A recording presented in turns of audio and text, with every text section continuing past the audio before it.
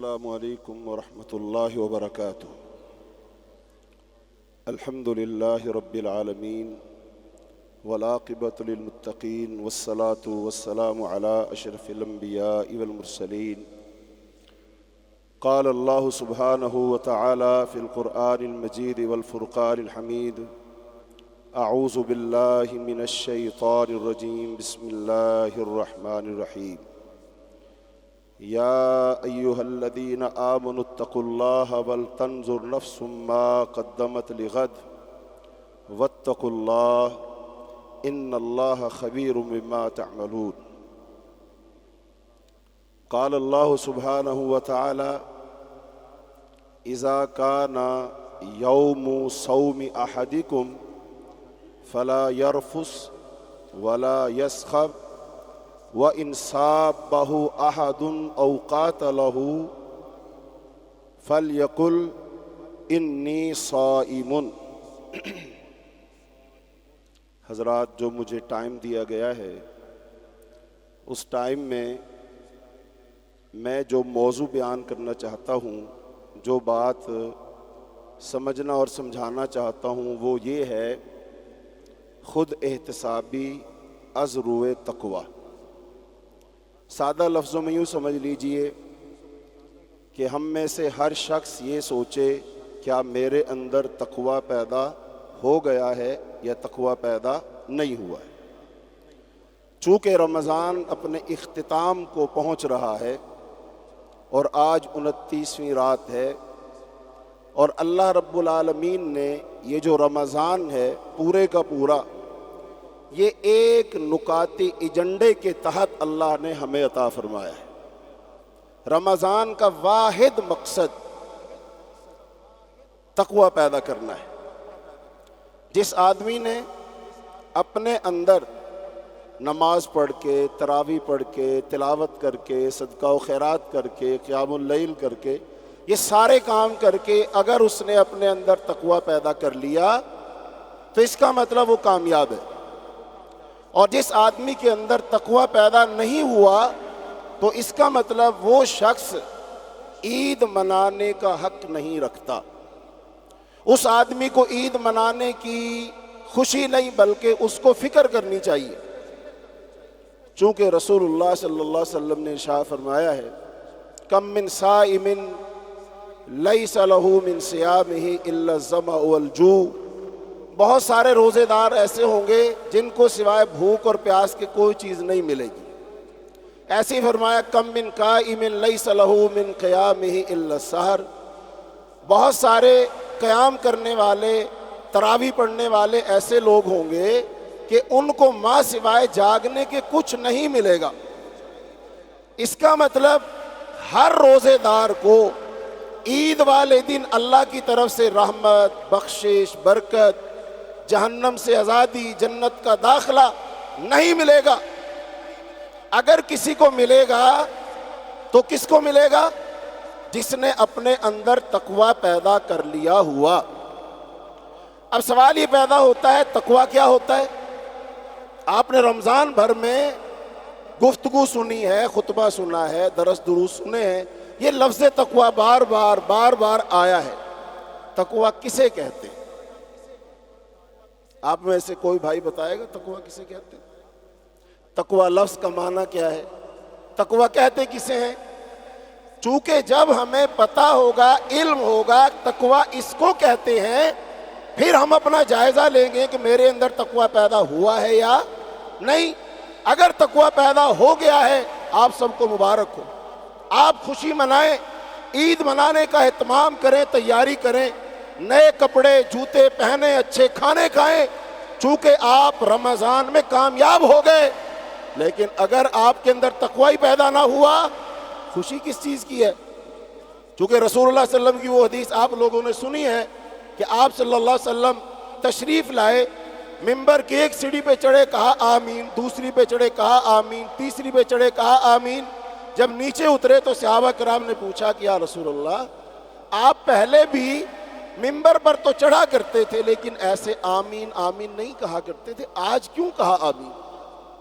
تو آپ نے جو باتیں ارشاد فرمائی ان میں سے ایک یہ تھی کہ جبرائیل علیہ السلام آئے تھے اور انہوں نے کہا جس کی زندگی میں رمضان آئے اور وہ اللہ سے اپنے گناہ نہ بخشوائے وہ شخص اللہ کی رحمت سے دور ہوا، گویا کہ اس آدمی پر اللہ کی طرف سے رحمت نہیں، اس پر لعنت ہے۔ اس کا مطلب عید والے دن ہر ایک کے لیے بخشش کا اعلان نہیں ہوگا۔ بخشش کا، رحمت کا، جنت کا، گناہوں کی معافی کا اعلان کس کے لیے ہوگا؟ جس کے اندر کیا پیدا ہو چکا ہوگا؟ تقوی پیدا ہو چکا ہوگا، اور تقوی بہت ضروری ہے۔ لہذا تقوی کی تعریف سنو، اس کے بعد اس کی اہمیت بیان کرتے ہیں۔ تعریف کیا تقوی کی؟ تقوی لفظ کا معنی ہوتا ہے بچنا اور بچانا۔ کیا معنی ہوتا ہے؟ بچنا اور بچانا۔ بچنا کس سے؟ گناہ سے۔ بچانا کس سے؟ اپنے آپ کو جہنم کی آگ سے۔ یہ اس لفظ کا معنی ہو گیا۔ اب تعریف کیا ہے؟ سب بھائی دھیان سے سنیں۔ تعریف یہ ہے انسان کے نفس کی، انسان کے دل کی وہ کیفیت جو اسے نیکی کی طرف مائل کر دے اور گناہ سے روک دے۔ انسان کے دل کی وہ کیفیت جو اسے نیکی کی طرف مائل کر دے اور گناہ سے روک دے، اس کیفیت کا نام تقوی ہے۔ کیا جتنے روزے ہم نے رکھے ہیں ان روزوں سے کیا میرے دل میں کیفیت پیدا ہوئی ہے کہ میرے سامنے کوئی گناہ آئے اور میں گناہ نہ کروں، مجھے گناہ کی دعوت دی جائے اور میں گناہ کی دعوت قبول نہ کروں؟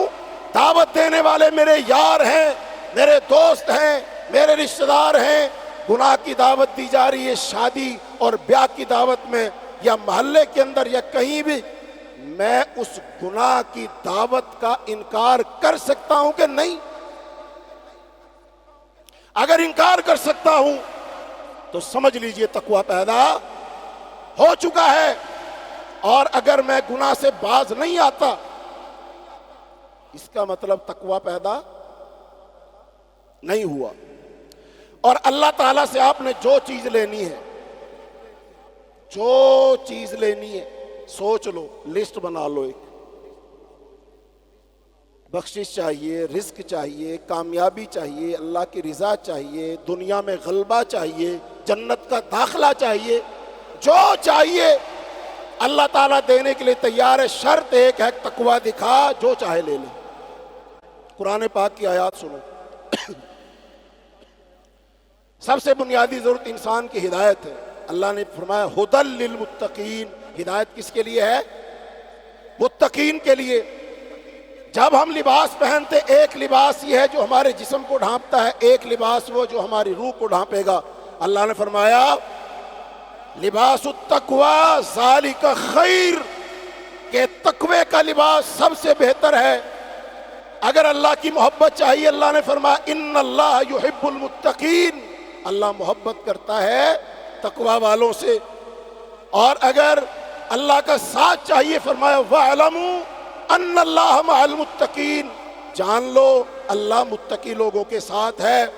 اگر چاہتے ہو ہمارے اعمال قبول ہو جائیں، تراویحیں پڑھی ہیں، روزے رکھے ہیں، تلاوتیں کی ہیں، صدقہ و خیرات کیا ہے، چاہتے ہو قبول ہو جائے، اللہ کا کیا مطالبہ ہے؟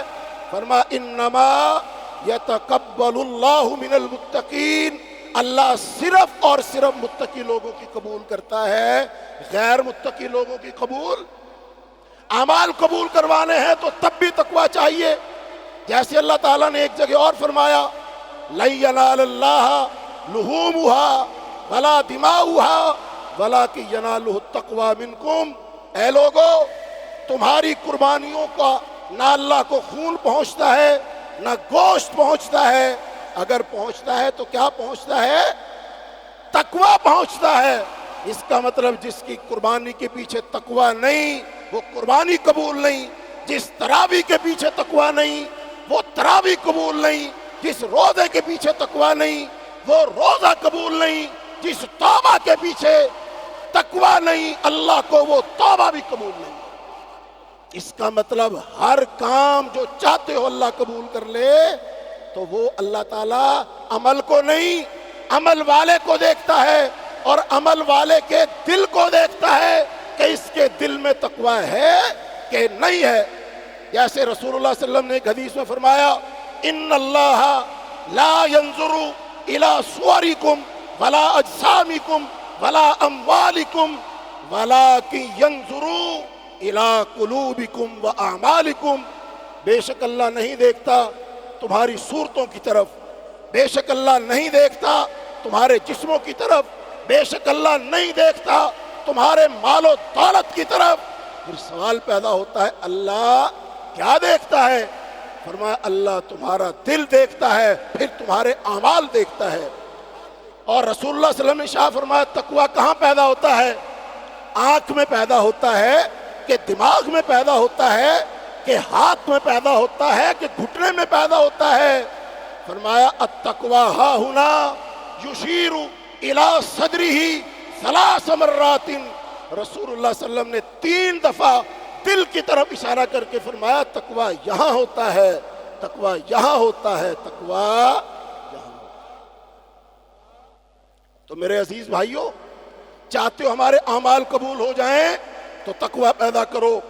بتاؤ ملک میں مشکلات ہیں نا، ملک میں معاشی مشکلات، سیاسی مشکلات، معاشرتی مشکلات، عدل کی مشکلات، تعلیم کی مشکلات، کھانے پینے کی مشکلات، ہم تو ہر طرف سے مشکلات میں گھرے ہوئے ہیں۔ اگر مشکلات سے نکلنا چاہتے ہو، یہ تمہارے آنسو، یہ تمہارے روزے، یہ تمہاری نمازیں اس وقت تک تمہیں مشکلات سے نہیں نکالیں گی جب تک ان سے تمہارے اندر تقوی پیدا نہیں ہوگا۔ اللہ تعالیٰ نے فرمایا وَمَن يَتَّقِ اللَّهَ يَجْعَل لَّهُ مَخْرَجًا، جو اپنے اندر تقوی پیدا کر لے اللہ اس کے لیے نکلنے کا رستہ بنا دیتا ہے۔ ایک دوسری آیت میں فرمایا وَمَن يَتَّقِ اللَّهَ يَجْعَل لَّهُ مِنْ أَمْرِهِ يُسْرًا، جو آدمی اپنے اندر تقوی پیدا کر لے اللہ اپنی جناب سے اس کے لیے آسانی پیدا کر دیتا ہے۔ آسانیاں چاہتے ہو تو تقوی پیدا کرو، مشکلات سے نکلنا چاہتے ہو تو تقوی پیدا کرو۔ اور فرمایا وَيَرْزُقْهُ مِنْ حَيْثُ لَا يَحْتَسِبُ، پھر اللہ وہاں سے رزق دے گا جہاں سے تیرا گمان بھی۔ قرآن پاک کی ایک اور آیت سنو، فرمایا وَلَوْ أَنَّ أَهْلَ الْقُرَىٰ آمَنُوا وَاتَّقَوْا لَفَتَحْنَا عَلَيْهِمْ بَرَكَاتٍ مِّنَ السَّمَاءِ وَالْأَرْضِ، اگر بستیوں والے ایمان لے آئیں اور تقوی پیدا کر لیں، اللہ فرماتا ہے ہم ان کے لیے زمین سے اور آسمان سے برکتوں کے دروازے کھول دیں گے۔ اب تو ہم سے آسمان بھی ناراض ہے اور زمین بھی ناراض ہے۔ اگر چاہتے ہو آسمان کے دروازے کھل جائیں اور برکتوں کے دروازے کھل جائیں اور زمین سے برکتوں کے دروازے کھل جائیں تو کیا پیدا کرنا پڑے گا؟ تقوی پیدا کرنا پڑے گا۔ اور تقوی کس چیز کا نام ہے؟ تقوی کس چیز کا نام؟ ایسا نہ ہو تقوی سنتے تقوی تقوی تقوی، باہر کوئی پوچھے تقوی ہوتا کیا ہے پتہ ہی نہ ہو تقوی کسے کہتے ہیں۔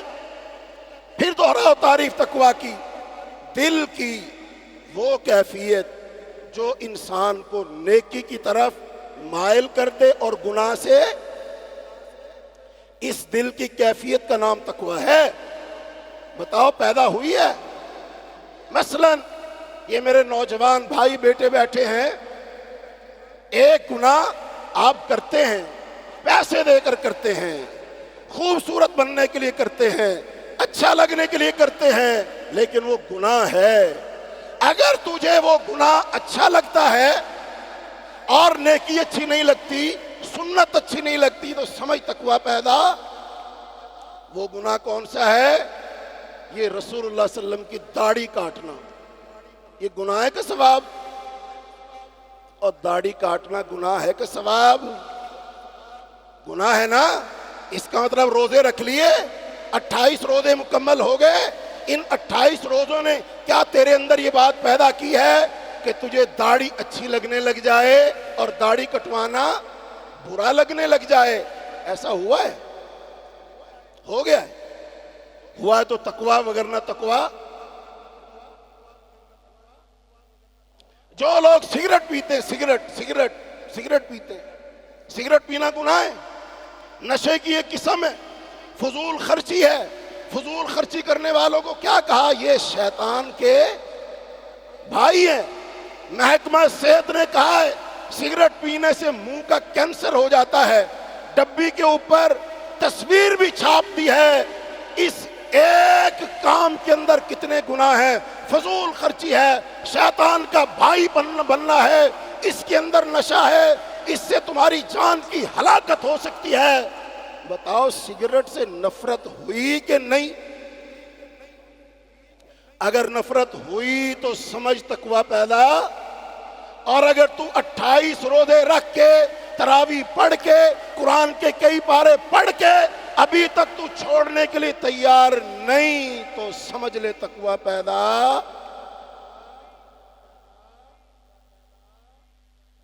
ہاں جی بتاؤ پھر تقویٰ پیدا ہو رہا ہے؟ اچھا آگے چلو. اگر صلہ رحمی کرنا بہت بڑی نیکی ہے، رشتہ داری ملانا چھوٹی نیکی بڑی؟ چھوٹی نیکی ہے بڑی؟ بہت بڑی نیکی ہے. ایک حدیث میں نبی صلی اللہ علیہ وسلم نے فرمایا جو آدمی 4 کام کرے گا جنت میں سلامتی سے داخل ہو جائے گا. فرمایا افشوا السلام واصلوا الارحام واطعموا الطعام صلوا باللیل والناس نیام. سلام کو عام کرو، رشتہ داری ملاؤ، ایک دوسرے کو کھانا کھلاؤ، جب لوگ سو جائیں اس وقت نماز پڑھا کرو، جنت میں سلامتی سے داخل ہو جاؤ گے. ان میں ایک کام کون سا؟ صلہ رحمی کرنا ہے نا. بتا تیرے دل میں ان 28 روزوں نے پیدا کی بات کہ جن اپنے رشتہ داروں سے تو ناراض ہے، تو لڑا ہوا ہے، تو ان سے نہیں بولتا ہے، انبن ہو چکی ہے. اور میں یہ بھی کہتا ہوں غلطی بھی تمہاری نہیں، غلطی ان کی ہے، زیادتی انہوں نے کی ہے. لیکن اس کے باوجود تو بتا تیرے اندر صلہ رحمی کا جذبہ پیدا ہوا کہ نہیں؟ تو نے سوچا کہ یار میں ان کے گھر جاؤں گا، یار میں ان سے سلام کروں گا، کوئی بات نہیں میں معاف کر دوں گا. بھلا کیوں معاف کروں گا؟ لیلۃ القدر کی دعا کیا ہے؟ لیلۃ القدر کی دعا کیا ہے؟ اللہم انک عفو تحب العفو فاعف عنا. ترجمہ کیا ہے؟ اے اللہ تو معاف کرنے والا ہے، معاف کرنے کو پسند کرتا ہے، مجھے بھی معاف. اللہ پوچھے میں تو معاف کرنے کو پسند کرتا ہوں، میں معاف بھی کرتا ہوں، تو پسند کرتا ہے کہ نہیں؟ اور تو بھی کسی کو معاف کرنے کے لیے تیار ہے کہ نہیں؟ کہ صرف معافی مانگ رہا ہے؟ اب جو بندہ معاف کرے گا وہ کس کی پسند کا کام کر رہا ہے؟ اور جو اللہ کی پسند کے کام کرے گا اللہ اسے معاف. بتاؤ ہم معاف کرنے کے لیے تیار ہوئے اور رشتہ داروں سے سلو کرنے کے لیے تیار ہوئے اور جن سے نہیں بولتے ان سے پہلے سلام کرنے کے لیے تیار ہوئے. اگر تیرے ان 28 روزوں نے تیرا دل نرم نہیں کیا، تیرے اندر سلو کا جذبہ پیدا نہیں ہوا، تو صلہ رحمی کرنے کے لیے تیار نہیں ہوا، تو بابا یہ ساری تراویحاں، یہ قیام اللیل، اس کا کوئی فائدہ نہیں ہے. چونکہ تیرے اندر تقویٰ پیدا، چونکہ تقویٰ کی علامات نہیں ہے. کہا جاتا ہے نا درخت اپنے پھل سے پہچانا جاتا ہے، پھول اپنی خوشبو سے پہچانا جاتا ہے، جو برتن میں ہوتا ہے وہی ٹپکتا ہے. اگر میرے دل میں تقویٰ ہے، ایمان ہے، اللہ کا ڈر ہے، خشیت ہے، تو بتاؤ میرے قول و فعل سے کیا ظاہر ہوگا؟ یہی ظاہر ہونا چاہیے نا. تو میرے بھائیوں صلہ رحمی کرو، غصے تھوک دو. نبی صلی اللہ علیہ وسلم کیا فرمایا؟ لا یحل لمسلم ان یہجر اخاہ فوق 3 لیال یلتقیان ویعرض هذا ویعرض هذا وخیرہم الذی یبدأ بالسلام. کسی مسلمان کے لیے حلال نہیں کہ 3 دن سے زیادہ اپنے مسلمان بھائی سے بولنا، بات چیت کرنا چھوڑے. غصہ اتنا تھا، ایک طرف سے آتا ہے نا، وہ ادھر منہ کرتا ہے، وہ ادھر منہ کرتا ہے. فرمایا وَخَيْرُهُمَ الَّذِي يَبْدَأُ بِالسَّلَامِ. ان دونوں میں بہتر کون ہے؟ بہتر کون ہے؟ جو زیادہ غصے والا ہے زیادہ کڑ میں رہنے والا ہے، جس کی ناک بڑی لمبی ہے، جس کی اناک عروج پر ہے، وہ کسی سے بات نہیں کرتا، وہ کسی کے گھر نہیں جاتا۔ لوگ کہتے ہیں بھئی یہ تو بڑا ناز نخرے والا بندہ ہے، اور ایسے ناز نخرے والے بندے اللہ کو پسند ہے۔ فرمایا ان دونوں میں سے بہتر وہ ہے جو سلام میں پہل کرتا ہے۔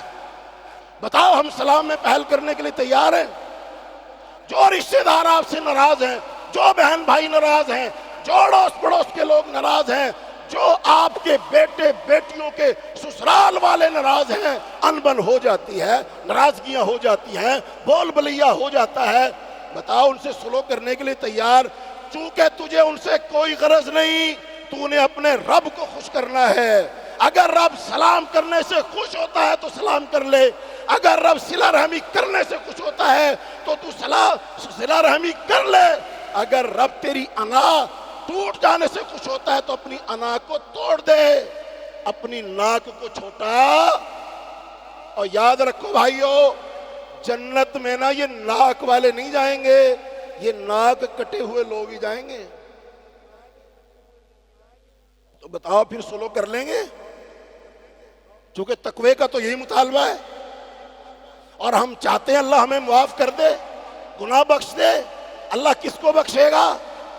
کس کے لیے جنت کا اعلان؟ جس میں تقوی، تو تقوی کا مطالبہ صلہ رحمی کر، سلام کر، روٹھے ہوں کو منا، پہل کر، ان کے دروازے پہ جا، چھوٹا بن جا، چونکہ اللہ کا وعدہ ہے من تواضع احد للہ الا رفعہ اللہ، جو اللہ کے لیے چھوٹا بنتا ہے اللہ اس کو بڑا بناتا ہے، اللہ اس کو بلند کر دیتا ہے۔ تو میرے عزیزوں، میرے بھائیوں، اگر چاہتے ہو اللہ تعالیٰ عزتیں دے تو کیا فرمایا؟ ان اکرمکم عند اللہ اتقاکم، اللہ کے نزدیک عزت والا کون ہے؟ مال والا نہیں، دولت والا نہیں، روپے پیسے والا نہیں، خوبصورت چہرے والا نہیں، منصب اور عہدے والا نہیں۔ کون ہے وہ؟ گورا ہے، کالا ہے، امیر ہے، غریب ہے، آزاد ہے، غلام ہے، عربی ہے، عجمی، کوئی ہے، اگر اس کے اندر تقوی ہے تو وہ اللہ کے نزدیک عزت والا ہے۔ بتاؤ حضرت بلال کا کوئی حسب نسب تھا؟ حضرت بلال کا کوئی حسب نسب تھا؟ اور اس کے مقابلہ میں ابو لہب تو قریشی تھا، مکی تھا، نبی صلی اللہ علیہ وسلم کا چچا تھا، گورے چٹے رنگ والا تھا، لیکن بتاؤ عزت کس کو ملی؟ بلال کو کہ ابو لہب کو؟ تو بلال کے پاس کیا تھا؟ تقوی تھا، اور ابو لہب کے پاس تقوی ایمان۔ تو عزتیں ان کو ملا کرتی ہیں جو تقوی اختیار کرتے ہیں۔ آؤ ہم بھی عزت اگر چاہتے ہیں اللہ سے، اللہ ہمیں عزت دے، من حیث القوم، مجموعی طور پر تقوی والے رویے اپناؤ، اللہ تعالیٰ عزتیں عطا فرما دے گا۔ ڈاکٹر صاحب محترم تشریف لا چکے ہیں، چند منٹ میں اپنی گفتگو سمیٹتا ہوں میں۔ بھائیو، تقوی جو ہے نا، تقوی اس کے 5 مرتبے ہیں۔ تقوی کے کتنے مراتب ہیں بھائی؟ 5۔ پہلا مرتبہ ہے کفر اور شرک کو چھوڑ دو، یہ اسلام کہلاتا ہے۔ دوسرا کیا ہے؟ حرام کاموں اور گناہ کو چھوڑ دو، یہ دوسرا درجہ ہے۔ اور تیسرا درجہ کیا ہے؟ تیسرا درجہ یہ ہے کہ مشتبہات، جو شک شبہ والی چیزیں ان کو چھوڑ دو۔ اور نمبر 4 کیا ہے؟ مباحات، جو جائز کام ہیں ان میں سے بھی صرف ان کو کرو جن کے بغیر گزارا نہیں ہے۔ اور 5واں مرتبہ کیا ہے؟ اپنے دل کو اتنا مضبوط کر کے اس میں اللہ کی محبت کے علاوہ کسی اور کا خیال نہ آئے۔ تیرے دل میں محبت ہو تو یا رب کی، یا رب کے رسول حضرت محمد صلی اللہ علیہ وسلم کی، اس کے علاوہ دل میں محبت کسی کی نہ ہو، یہ 5واں درجہ ہے۔ اور اصلاح کے کتنے طریقے ہیں بھائی؟ 4 طریقے اصلاح کے نوٹ کر لو اگر اصلاح چاہتے ہو۔ نمبر 1، اپنا مراقبہ کرو۔ مراقبہ کسے کہتے ہیں؟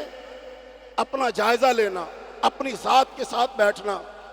دوسرا نمبر، اپنا محاسبہ کر۔ محاسبے کا مطلب کیا ہوتا ہے؟ اپنا حساب کتاب لگانا، کتنے گناہ ہوئے اور کتنی نیکیاں ہوئی ہیں۔ اور تیسرا، اپنے ساتھ مشارطہ کر، شرط لگا کہ تو گناہ نہیں کرے گا۔ اور چوتھا درجہ کیا؟ اپنا مواخذہ کر۔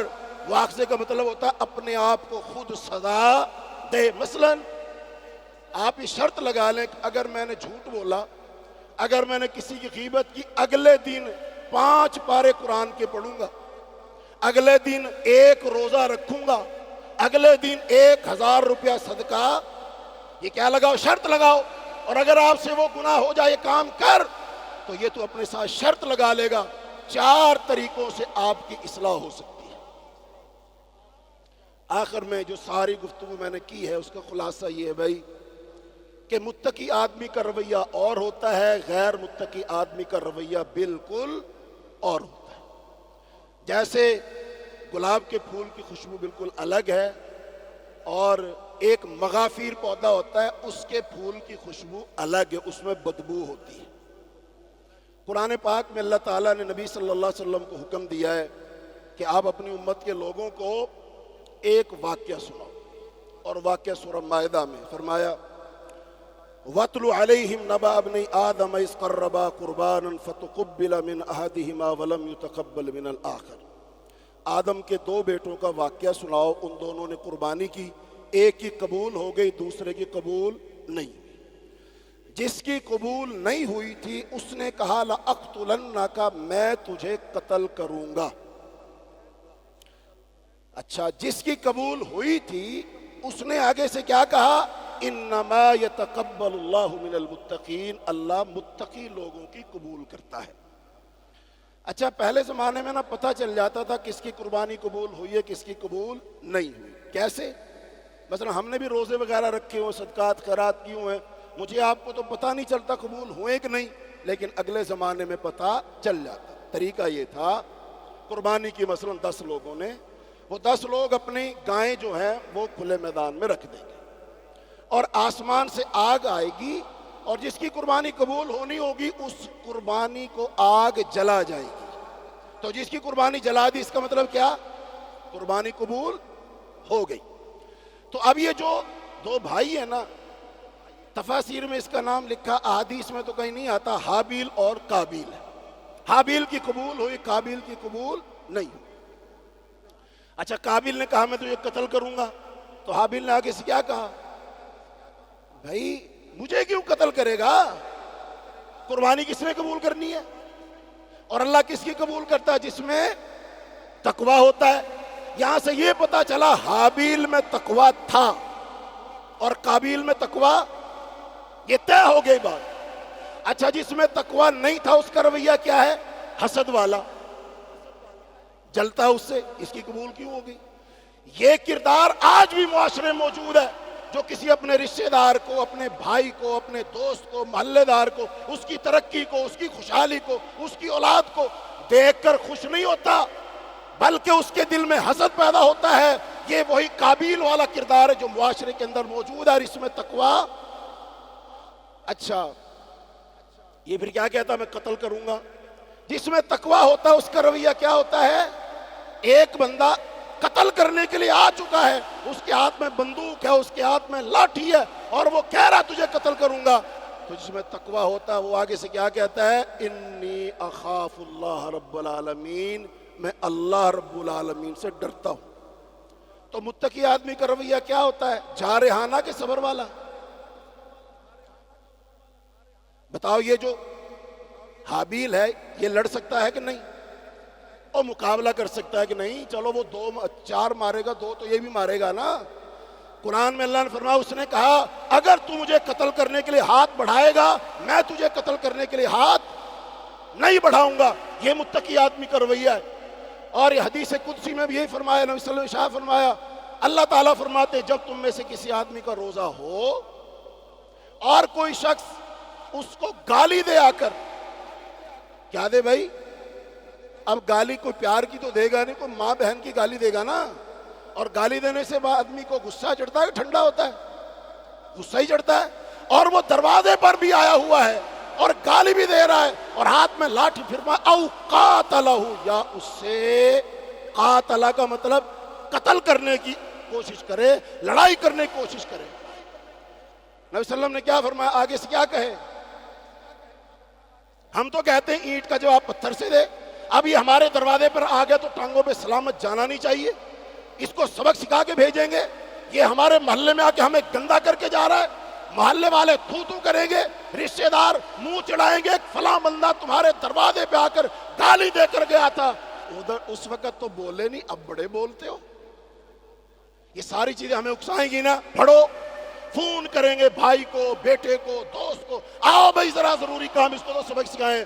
لیکن اللہ تعالیٰ فرماتے ہیں یہ روزے دار آدمی کیا کہے؟ انی صائم, میں روزے دار ہوں. اس کا مطلب روزے دار اینٹ کا جواب پتھر سے.